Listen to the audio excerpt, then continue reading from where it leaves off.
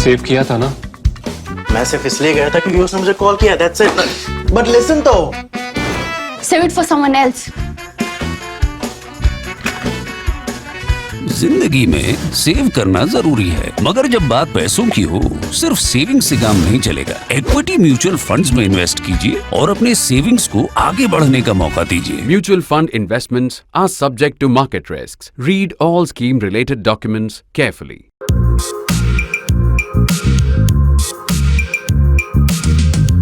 How do you define an utter and complete jerk? It's more difficult than you would think. It's actually even more difficult for someone like me who tries in these columns and these conversations to look at both sides and not be judgmental. I mean, almost everything that seems like jerk-like behavior, you can find an excuse for. But I now have, I think, a definition that works. A jerk is a man who passes opinions and passes judgment on other people's food habits, even when it has nothing to do with them. Many of those opinions come out of ignorance. They come out of prejudice. But even if they didn't, even if they were well-formed opinions coming out of some understanding of what was going on, and they were still opinions about other people's food habits, I would still call that man a jerk.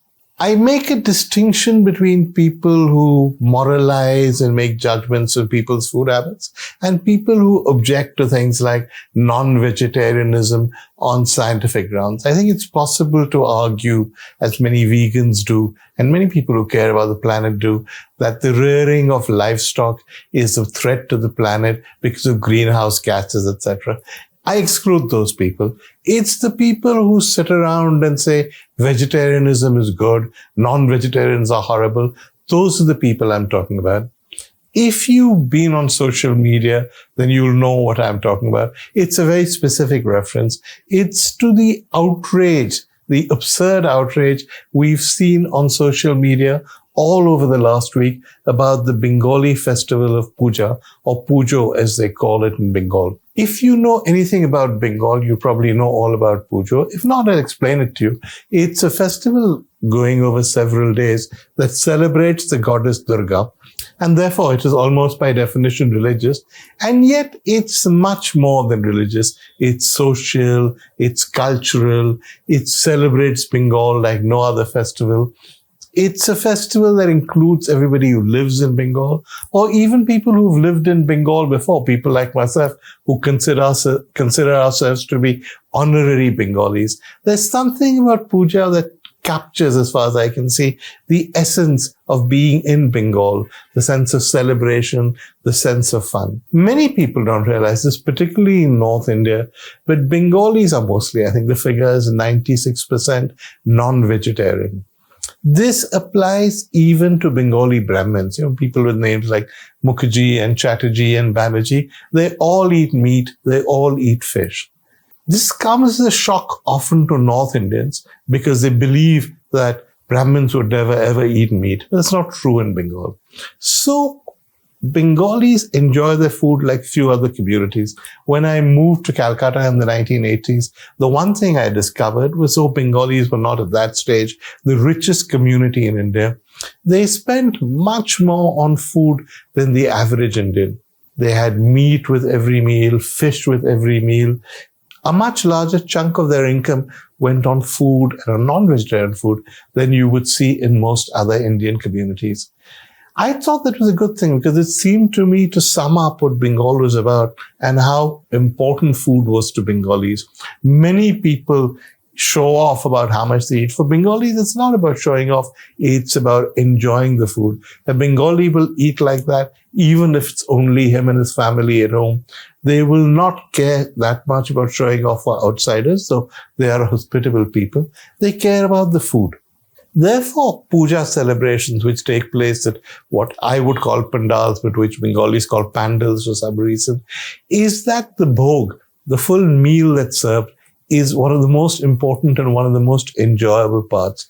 Anybody who comes to one of these celebrations can partake of the bhog. It's free. It's free for everyone. The people who put up the pandal / pandal have paid for the food. Many people I know go only for the food, well, mainly for the food, shall we say, because it's usually so good. And in addition to all of this, there are snacks sometimes on sale, sometimes for free. Things like momos, things like chicken rolls, mutton rolls.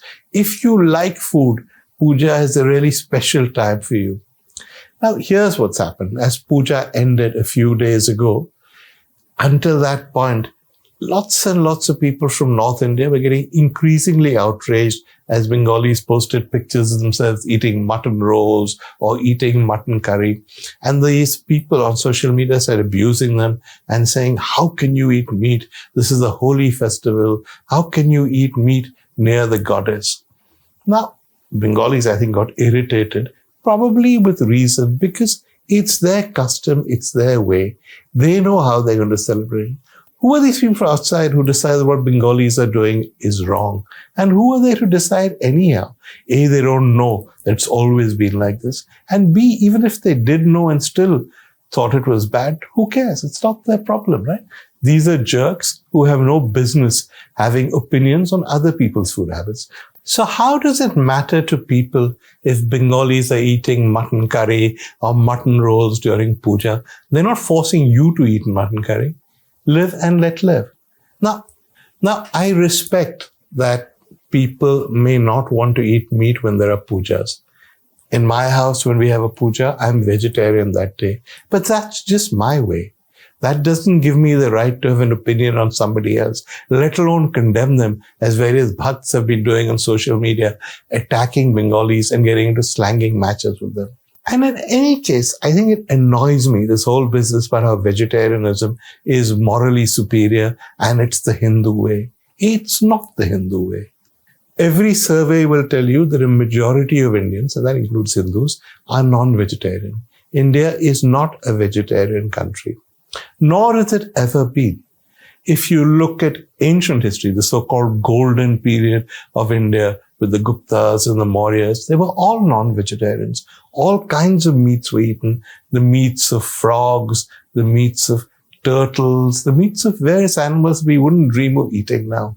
So there is no vegetarian tradition. And yet this myth has been created that Hinduism is vegetarianism. Yes, it's true of Jainism, but it's not even true, say, of Buddhism.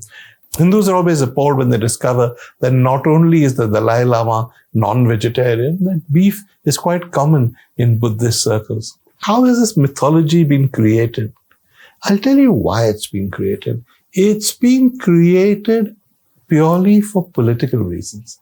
It's been created because they want to define Hinduism and Hindu practices in opposition to Muslims.